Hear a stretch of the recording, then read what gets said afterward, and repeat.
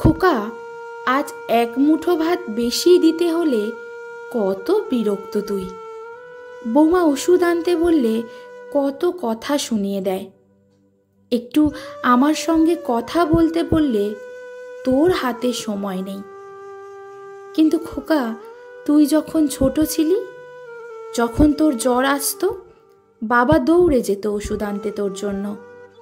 তুই সারা রাত আমার কোলে থাকতে চাইতিস, নিচে নামিয়ে দিলেই কান্না জুড়ে দিতিস।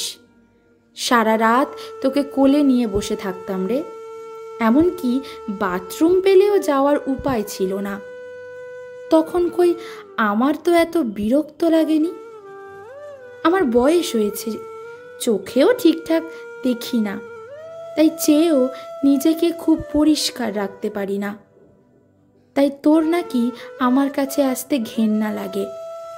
কিন্তু খোকা, আমার মনে আছে তুই যখন বিছানায় পেচ্ছাপ করে দিতিস, তখন আমি তোকে শুকনোতে শুইয়ে নিজে ভেজাতে শুয়ে থাকতাম, যাতে তোর কোনো কষ্ট না হয়।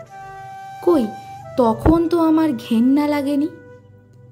আমার খুব মনে পড়ে জানিস, একবার সবে মাত্র খেতে বসেছি, তুই পায়খানা করে ফেলেছিস। আমি খাওয়া ছেড়ে তোকে সঙ্গে সঙ্গে পরিষ্কার করেছি, যাতে তোর কোনো কষ্ট না হয়। কই, তখন তো আমার ঘেন্না লাগেনি। কিন্তু সময়ের পরিবর্তনে আমার সব কিছু আজ তোর ঘেন্না লাগে, বিরক্ত লাগে। কেন বলতে পারিস? এত কথা শুনে বৃদ্ধার ছেলে সমরেশবাবুর উত্তর হলো, এরকম কাজ সব মাই করে থাকে, মা করবে না তো কে করবে? নিজের সন্তানের জন্য সব মা এমন করে থাকে, এ আবার নতুন কি? তাই নাকি খোকা? তাহলে বল, সন্তানের কি করণীয় বৃদ্ধ বাবা মার প্রতি? তখন সমরেশবাবু বললেন, কেন, তোমাকে তো আমি ভালোই রেখেছি, ঘর থেকে তো আর বের করে দিইনি। কত ছেলে মেয়েকে দেখেছি বাবা মাকে বৃদ্ধাশ্রমে রেখে দেয়, রাস্তায় ফেলে দেয়, আমি তো আর সেটা করিনি। তখন বৃদ্ধা হাসতে হাসতে বলেন, আমাকে বৃদ্ধাশ্রমে পাঠিয়ে দিলে বা রাস্তায় ফেলে দিলে মাস গেলে বাবার পেনশনের টাকাটা তুমি কি করে পাবে?